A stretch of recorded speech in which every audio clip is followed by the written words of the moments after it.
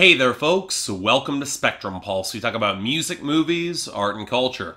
And today we're going to be talking about the self-titled debut album from Superorganism. So I make reference all the time to how in the modern age there has been an explosion of new music for audiences to find and access all over the world from the internet. More than I'll likely ever be able to cover on this show. But there's a second side to it, one that often goes overlooked, and it comes in the creative angle. Namely that the internet makes meeting and collaborating with fellow musicians so much easier, especially if you're not all in the same place. And while there are some cases where the members will just send in their parts remotely and only come together to tour, if that, in recent years, the DIY collectivist side of many of these acts will eventually draw them together, sometimes even live together. We saw it with BROCKHAMPTON, and now it looks like we're seeing it again with Superorganism. Now, originally this was more of a conventional band, a four-piece New Zealand group called the Eversons that put out a couple albums on indie labels in the early 2010s. But when they connected with future frontwoman Arono Noguchi, they made plans to emigrate to London and all live together, eventually bringing on board two other singers from New Zealand called Ruby and B, and a South Korean singer named Seoul, who has not yet joined the collective in London. Now from there, it seemed like an indie pop version of what BROCKHAMPTON had already done halfway across the world, this time focused more on indie pop and dance music, and they had a surprising amount of success right out of the gate, including a single that landed on the FIFA 2018 video game and a minor charting hit on the alternative charts. So, okay, there was certainly buzz for their self-titled debut album, and I'll admit I was kind of curious, so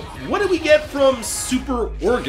Alright, so here's the thing. Before diving into this record at length, I was using the whole BROCKHAMPTON comparison as an easy reference point, and I wasn't really expecting Superorganism to play in a lot of that ballpark saturation. That trilogy was doing its own thing. And yet, I was so wrong on that front, because the more I dug into this self-titled record, the more I was convinced that the comparison it rung more true than I realized, both in the sound and the themes on a broad level. Now, it's not a perfect comparison. Superorganism and BROCKHAMPTON don't completely align across the board. I'd ultimately say BROCKHAMPTON's a little better, but swap out hip-hop for pop, Spanish for Korean and Japanese, and you get a similar misshapen Technicolor experience, forged through internet culture, traditional song structures warped in fascinating ways, and a strange collectivist melancholy at the core in the face of a larger, uncaring world, just as rooted in the same hyper-millennial themes and framing, but a slightly different genre, and overall, pretty damn good for it. Now, of course, there are some big differences. While BROCKHAMPTON has a variety of voices within that boy band, Superorganism primarily has Arono Noguchi bringing her glazed over, yet slightly earnest and off-kilter presentation. And it's not like there isn't a lack of comparison points for her. The slightly plastic delivery is kind of reminiscent of Cara Cara Bonito, disaffected enough for non-reasons as a smattering of Lana Del Rey there, on the verge of snapping like a lot of Melanie Martinez on her debut, but maintaining a real sense of millennial earnestness that kind of smacks of Always or Mr. Wives. So alright, it may be tough to pick her voice out of a lineup of modern female indie singers these days, but in an odd way that kind of works with Superorganism's larger lyrical tone and focus. Individuality and distinct personality that's definitely still there, but very much immersed in the amorphous larger mass of the world and culture, and despite reassurance from others in the contrary, they aren't really so different from the rest. And if that sounds like the sort of teenage profundity that's too world-weary and medicated for its own damn good, something you might have heard out of the 90s, well, that's because it is. But it's more framed as systems not caring than being actively oppressive, and songs like Something for Your Mind highlight some of that self-absorbed teenage detachment in plain sight. That's something I really like about this album. The framing is just detached enough to highlight mature realities that most adults probably don't observe the majority of teenagers already understand about their lives. Most cause, often enough, the adults don't get it themselves. It's all good. It literally juxtaposes the sampled self-empowerment speeches of Tony Robbins with a hook sarcastically calling out some of its hollowness. And nobody cares. It drills into the sad truth that the rest of the world really doesn't give a shit how you look or what you do. But in comparison with the detached bitterness that ran through a lot of similar deconstructions in the 70s or the 90s, for Superorganism, that distance from the larger world, either in larger systems or technology, that's been a fact of life, and they oddly see something tremendously freeing about the autonomy and the chance to build out their own systems, find their own collectives. And yet,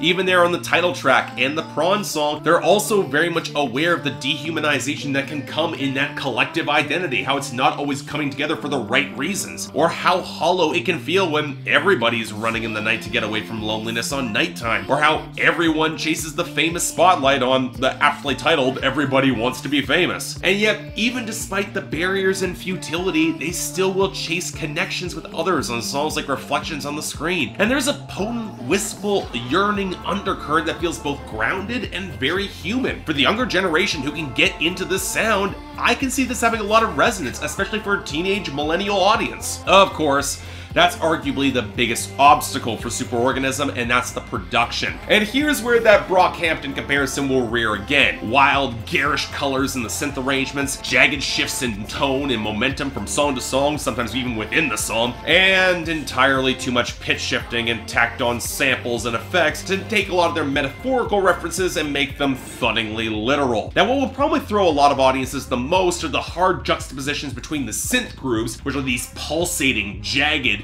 from more organic swell to borderline chiptune things, and the burbles of actual guitar that highlight a core of a dreamy, modern indie rock band that still lurks within, especially when you have hooks that contort against a natural rhythm like Something for Your Mind or the Prawn song or the title track. And if you're looking for an inroad to maybe getting Superorganism sound, it probably comes most in the keening, often atonal guitar progressions instead of the synth collages, if only because there's a little bit more structure and organic tone, and oftentimes a real melody against a mix that will lumber forward like a gelatinous ooze, swallowing up everything in its path. And then, once you manage to pick up on that melodic foundation, and you probably will, the patterns, they become a lot more striking and clear. Rounded bubbles of guitar tones playing against alien synthesizers, twisted percussion, and a lot of production gimmickry that, at least to me, didn't quite resonate as well as it could. Yes, I get why letting the background straight noise saturate relax is a musical metaphor about how difficult it can be to relax, but it doesn't make it any less of a shrill, keening headache for me. Or take Nye's March, which starts off as one of the more conventional songs here with the understated watery groove and the misty vocals, kind of really pleasant vibe, before a bridge that piles in an abundance of Tokyo-adjacent sound effects to match up with some of the lyrics, and it's less immersive than just overmixed and awkwardly clashing. A better example of this actually works on Nobody Cares, which takes a sneezing sound and blows it up to repurposes the percussion against a hook that's unbelievably catchy, or how the title track and the Prawn song use gurgling cascades of watery noise and heavier backing vocals to emphasize that collectivist element in a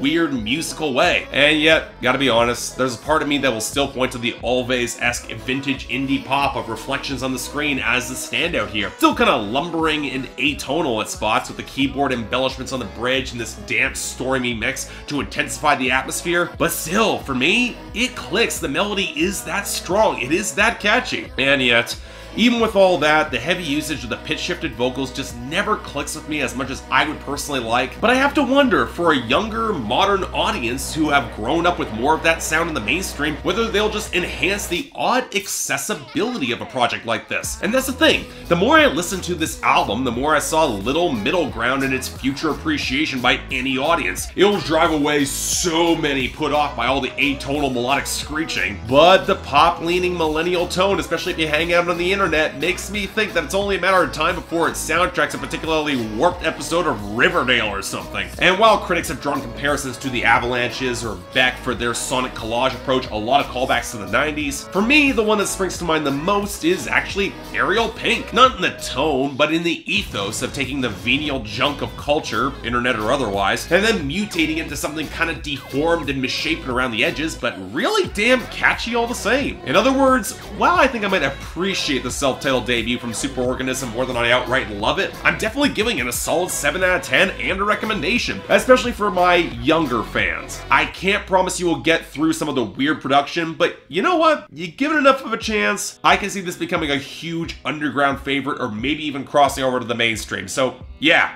definitely check this out.